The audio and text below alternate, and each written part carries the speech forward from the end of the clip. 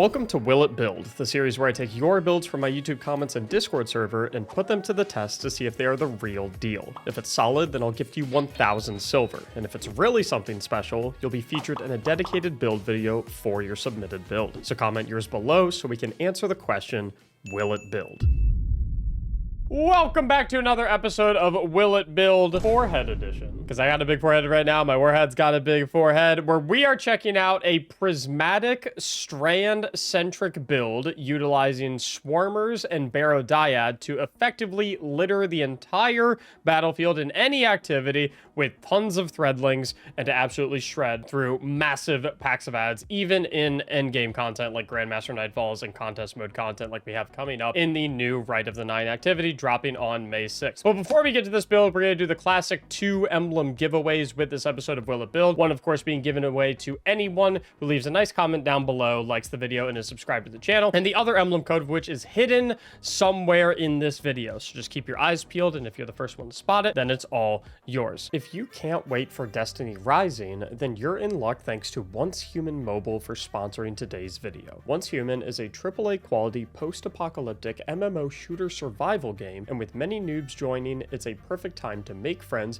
and embark on adventures anytime, anywhere. Once Human also has incredibly unique boss designs made beatable only with a strong weapon build, just like bosses in Destiny 2. It also has many creepy monsters and enemies in a post-apocalyptic open world setting who you can tackle with co-op gameplay or even on the mobile version of the game, fully replicating the original PC gameplay and enabling cross-platform play. If you have friends who like to game on PC, now is a great time to play together. So be sure to click my link in the description and get 1,000 plus freebies all at once. Join the Discord to stay tuned for news and perks for both PC and mobile players. Thanks again to Once Human. Now let's get back to the build. This build's going to start with probably one of my favorite exotic weapon additions to the entire game, the Barodyad submachine gun. I've seriously fallen in love with this thing throughout this episode of Heresy. It's so unique. It has so much versatility when it comes to the weapon. I mean, you really can kit it out to do anything and perform well in any piece of content. I've got mine fitted with hammer forged rifling and a pendant mag.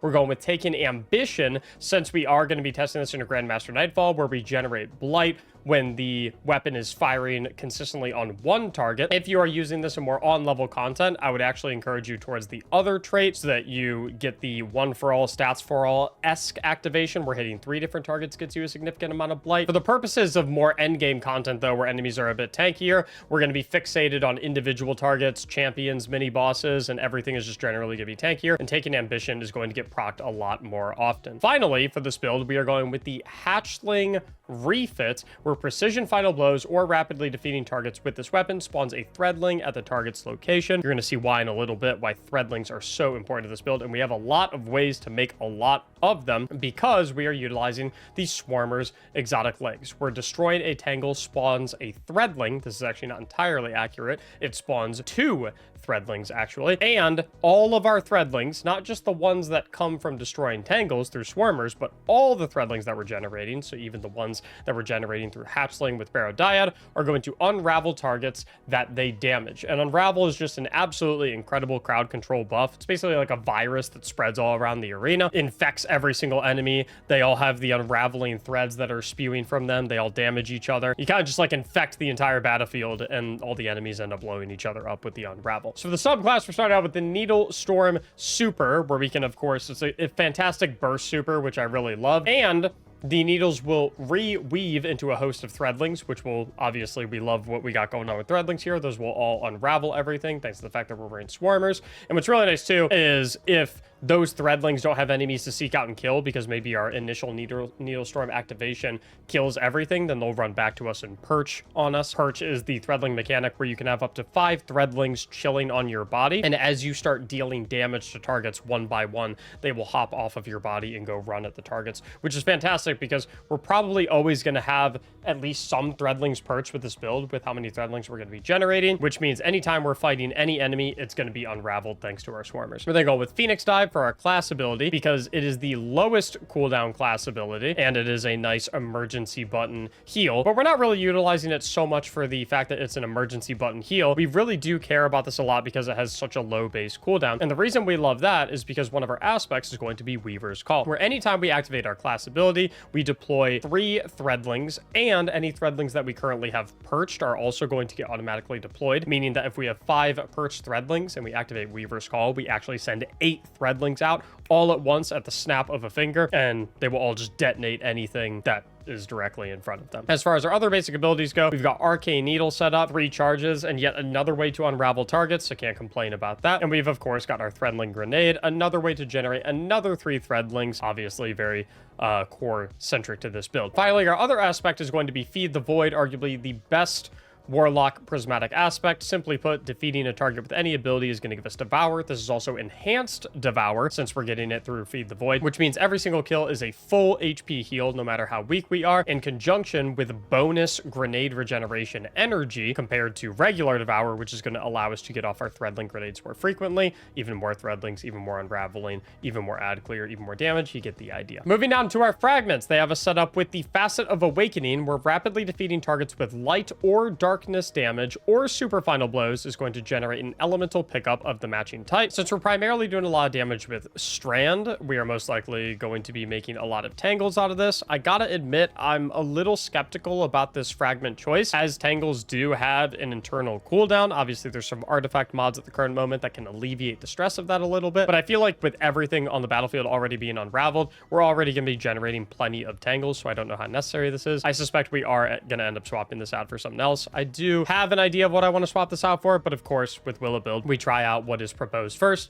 and then we make our tweaks after we do our initial run. Next up, we got the Facet of Balance, where rapidly defeating targets with light damage is going to grant us melee energy, which again, isn't going to happen too frequently because most of our damage is Strand, but rapidly defeating targets with darkness damage should give us grenade energy, which is fantastic because we love having our grenade up as much as possible because it means more Threadlings for us. Next, we got the Facet of Purpose, which because we have Needle Storm as our super, it means that every single Orb of Power pickup is going to give us Woven Mail, which is probably the best elemental buff that you can get. You could argue between Woven Mail and Restoration. And slot number 4, we've got the Facet of Honor, where collecting an elemental pickup or destroying a tangle grants Transcendence energy of the same type. I am a little skeptical of this one because for the most part, we're really just destroying Tangles. We don't really have a lot of elemental pickups going other than Tangles. And we don't really need a lot of Darkness Transcendence energy, which is what would be provided to us through destroying Tangles, because we're already getting plenty of Darkness Transcendence energy through all the Threadlings, which are dealing strand damage, and our Barrow Dyad, which is dealing strand damage. So I'm probably going to swap this out for something else as well, tweak a few things after our initial run. Finally, we have a fragment I have absolutely no problems with. Love this one. Core in any build, the Faster Protection,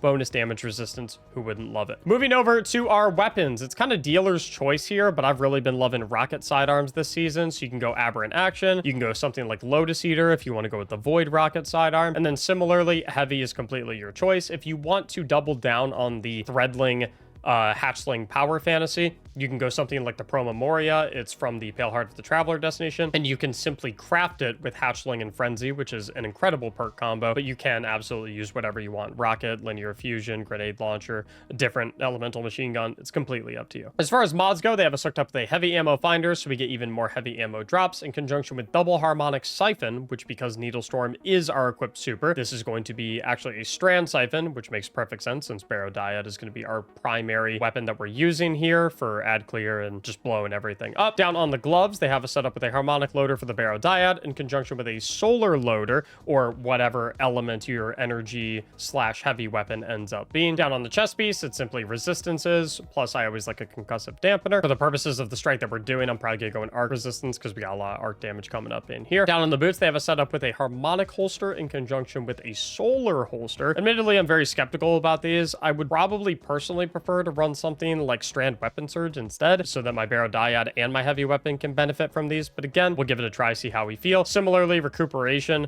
little skeptical about this considering we have Devour up quite frequently, so I'm not sure how much we really need health whenever we pick up an Orb of Power, but obviously we'll see how we feel. Finally, down the class item, Reaper, Powerful Attraction, and Bomber. The only thing I'm kind of questioning here a little bit is Bomber. We have a lot of ways to get grenade regeneration, specifically through the Fast of Balance and Devour. So I'm wondering if we would be a little bit better off with Outreach, so we have a way to get some melee energy back as well. But Obviously, we're going to try out what they have set up for us. With the build put together, I got Tech Wizard and Buckeye, Buck in game, the submitter of the build. And we're going to go ahead and test this bad boy out in a Grandmaster Nightfall. This week specifically is actually the Moon Psyops Battleground, which is notoriously one of the most difficult, very ad dense, requires a significant amount of ad clear. So if there's a Grandmaster Nightfall that can put this build to the test, it is absolutely this one. So we're going to hop into it and answer that question. Will it build? All right, so let's throw some threadlings at these guys. Maybe get a little more threadlings at these guys. And then start getting the Barodaya juice going up. I just completely blasted that guy's immune shield. And we're just going to keep on getting the Barodaya going. What's nice about the Barodaya is, even though Hatchling is typically associated with getting precision final blows, if you guys remember when I read the perk, rapid final blows with the weapon can also generate threadlings, which means if you have the Blighted Seekers charged up on the weapon and you can kill multiple enemies with the Blighted Seekers, that will also proc threadlings, which is nice because on an SMG, it can be a little tricky getting precision final blows all the time, just because it's a little tougher to control SMGs to keep them stuck on enemies' faces. So that's very, very nice. Let me come over to the Destiny Data Compendium just so I can get some exact data for you guys. Hatchling, upon scoring a precision kill or 3 kills within 3 seconds of each, which is nice because it means those Blighted Seekers are going to be able to very reliably spawn threadlings for us if we kill 3 or more enemies, since obviously those bad boys cannot land precision damage. This ogre is a little spooky right here, and I don't have any unstoppable, but I got my finisher. I mean, the ad clear on it is definitely nice. I'm feeling a little needle storm right here into this pack of ads, and that's going to generate a ton of threadlings as well. Try and take out that acolyte from a distance. Very nice. I'm wondering if I would have rather had a rockets in my heavy slot as opposed to a machine gun. I feel like when it comes to a machine gun, you're using a machine gun when you're in a situation where you just want to deal sustained fire with your weapon, but like Barodaya kind of does that for us as well, you know what I mean? I'm kind of feeling like I would rather have like a rocket or something so I can just like maybe some with auto-loading or reconstruction so I can pull out the rocket, give it a quick fire on a tanky enemy, and then pull out the Barodaya to finish them out. Bang, bang, bang, and I'll pick up this tangle. There's 2 threadlings. I'm in a little deep right now. Oh, boy.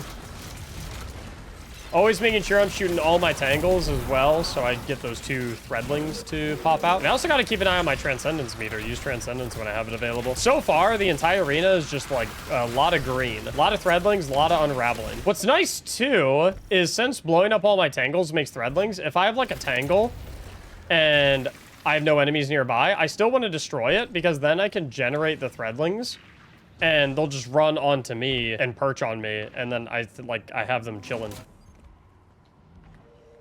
Oh, brother, this guy stinks! I meant to do that because I wanted to make some changes. We want to make as many threadlings as possible, which means we want to be casting our grenade and our class ability to proc Weaver's Call as much as possible. Because of that, I really want the Facet of Hope, and I'm going to swap out the Facet of Awakening for it due to reasons I previously mentioned, because when I have an elemental buff with the Facet of Hope, that is going to make my class ability regenerate more quickly. In theory, I should always have Devour up. I should have Devour up very frequently, which means I have an elemental buff up very, very often, which means I get my Phoenix Dive up more often, more healing for me, plus more threadling generation through Weaver's Call. Change number 2 is to also lean more into my Barodaya weapon damage in conjunction with also having more uptime on Facet of Hope, because for those who don't know, the way Facet of Hope works is that if you have 1 elemental buff, you get 40% additional base class ability regeneration rate, but if you have 2 elemental buffs, then you get 60%. So if we have Devour plus Radiant up, then we're getting even more class ability regeneration rate in conjunction with the benefits of being Radiant, which in and of itself is fantastic. And for that, I'm going to drop the Facet of Honor. Like I said, this is really just giving us a bunch of extra darkness transcendence energy, which frankly we don't really need at all. We have plenty of ways to get darkness transcendence energy. If there's anything we need, it's light transcendence energy. I'm wondering if there's any other swaps I might consider. You might make the argument that you want to go a light melee ability so that you have a way to easily generate light transcendence energy. But honestly, if we're running the Facet of Dawn, I want the one that gives me 3 melee charges so I can proc Facet of Dawn as frequently as possible. And if we really want the light transcendence energy, we can just pull out the Rocket Sidearm, the Solar one, and the Void one and just blast some enemies real quick. Next, I want to swap one of my harmonic siphons for a dynamo so I can get more needle storm energy, since I'm going to be casting my class ability so much to generate threadlings, and I get it back with the fast of hope very frequently, and it gives me healing. I want to run dynamo so I get some bonus super energy when I do it near enemies. I feel like I only really need one copy of harmonic siphon. As long as I'm making orbs, that's all I really care about for the armor charge stacks. I really like the harmonic loader here for Barrow Dyad, but I feel like the solar loader or whatever elemental loader you would have to align with whatever your energy slash heavy weapon is a little unnecessary. I really want to focus on melee ability regeneration because I get plenty of grenade regeneration through Devour, and I get plenty of class ability regeneration through Hope. So I do want some way to give myself, I'll probably go momentum transfer, and then I'll probably go bolstering detonation as well. So the idea here is anytime I throw a grenade, I get melee cooldown plus class ability cooldown, and then the class ability feeds into more threadlings, and you know, that it just helps kind of keep the loop going, if that makes sense. Down on the boots, really didn't notice the holsters whatsoever, so I am gonna scrap these. I also felt like recuperation was not necessary at all, so I'm gonna dump both of those and get myself a double strand weapon surge so that my Barrow Dyad and my now strand rocket are cooking with 17% bonus damage. And as I said before, we have so much grenade regeneration through Devour, so I'm gonna swap this for an outreach so I can have even more uptime on my melee abilities, so I can have more uptime on Radiant, so I can have more uptime on Fast of Hope, etc, etc, etc. So the final change I want to try out before we hop into run number 2 is I actually want to experiment with removing Hatchling from my Barrow Dyad and instead going for One for All. Now I know this kind of contrasts with the vibe that we're trying to go for with the build, and I would actually encourage people to stick with Hatchling and on-level content where you're carving through lots of enemies, but in more endgame content, I think having a 35% DPS buff with One for All so that you can shred things like champions and tanky mini bosses and like the Lucent Hive Guardians and things of that nature, shred them even more quickly, especially with the Blighted Seekers. I think that could be a little bit more beneficial than having one extra way to generate threadlings, especially considering that we're already making so many. Despite this, I am still going to stick with the Taken Ambition trait instead of going to Taken Resolution. I know it would probably make more sense to go Taken Resolution because then you have the same activation criteria through Taken Resolution in conjunction with One for All. But what's going through my mind right now is I want to tap 3 targets to proc One for All, and then I want to beam the same tanky enemy endlessly and just mag dump it. I'm thinking if I beam the same enemy, I can proc Taken Ambition to get bonus Blighted Seekers 2 times or maybe even 3 times in a couple mags, versus if I go Taken Resolution and I'm just trying to focus down a single tanky target, I'm only proccing the extra Blighted Seekers or the Blighted Seeker energy 1 time when I tag 3 targets to initially proc One for All. Again, I don't know. This is just experimental. These could be dumb decisions. I just want to try. I like doing the due diligence. I like doing research. I like making sure it's just a thought floating around in my brain. We'll see how it feels. Okay, Ghost is out and down on the field. Gonna get that. I'm in a predicament here. Hit the Phoenix Dive for some healing, generate some threadlings, get all these dudes off my back. Maybe I would have liked the other Taken trait to get extra Blighted Seeker energy. I don't know, I can't tell. I think it's kind of circumstantial. Sometimes you're gonna appreciate that you have ambition because maybe you're just focusing on frying a tanky target. Other times you're gonna be in situations like this where you're like, I kind of wish I had the other one. Yikes! Hit the Phoenix Dive. On that ogre, pop Transcendence. I have no idea what's going on right now. I mean, I have some idea what's going on right now. Pop my dive for some healing. I need to make sure I'm diving in the direction of the enemies though, because the threadlings don't go where my camera's pointed from Weaver's Call and the class ability cast. They go whatever direction my character is facing. So that is something I need to keep in mind. Now that I'm thinking about it as well, I really wish I went with a Harmonic Scavenger over here. Maybe swap this for a 3-cost energy mod so I can do the 1-cost Harmonic Scavenger. This build is so fun to just play like a nut job with. Like, just get up in everyone's face, spam threadlings at them. Not even close, baby. An intelligent person would play this boss room slowly and methodically and carefully to guarantee a clear. But I'm not here to get a clear. I'm here to make a statement. All right, let's get some damage with the solar sidearms so we get our light transcendence meter going. Kind of low on ammo. Ooh, I'm like out of ammo. I got a break right here though. Only reason I'm really concerned about ammo is because that's my only way to stun a anti-barrier champion if he spawns one right here. Although I think our concern right here is going to be killing the Savathun clones first. And I think we want to start on right side. If I recall correctly, right side is like super safe.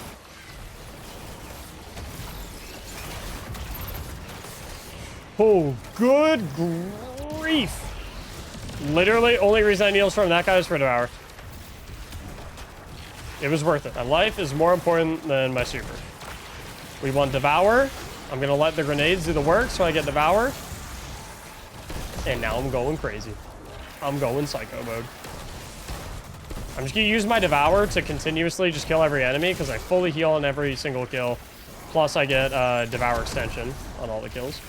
So I'm just running around. I'm killing everything with Devour to just kind of mop up the room so it's a lot safer for us.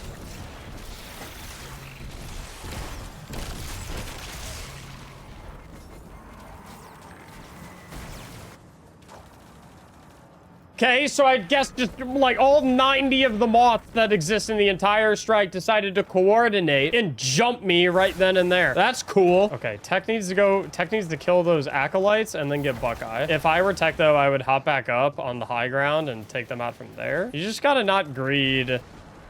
He greeted. Like I said, I wasn't there to clear it. I was there to send a message, and we absolutely did. Will it build? For sure. I'm going to be 100% honest. I don't really know how I feel about switching up the Barrow Dyad to go with the one for all instead of Hatchling. I think, like I said, in all-level content, 1,000,000%, I think Hatchling would be better. But in, like, contest mode stuff, Grandmaster stuff, I feel like one for all could have an angle to it. The big question I'm kind of asking myself right now is, do I want to stick with Taken Ambition if I do go with one for all, or do I want to go over to Taken Divergence instead? And I think that is a decision for you to make. But frankly, I'm not even entirely sure how much you need to go Barrow Dyad with this build specifically. I think you could actually go with a myriad of other strand primary MO weapons. I think you'd try stuff like Quicksilver Storm. I think there's a lot of angles here. I think the ability rotation plus Swarmers is what really is like shining.